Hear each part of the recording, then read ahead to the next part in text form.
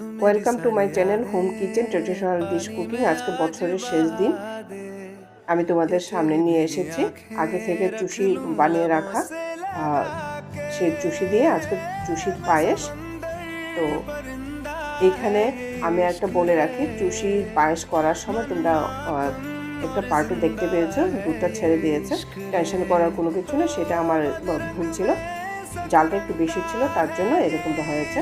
তো জালটা কমিয়ে দিয়ে করতে হয়। তো এরপর আমি আবার যখন দুধ ব্যবহার করলাম সেটা আর সেরকম কিছু হয়নি। তো কেমন লাগলো আমার রেসিপি কমেন্ট করে জানাবে।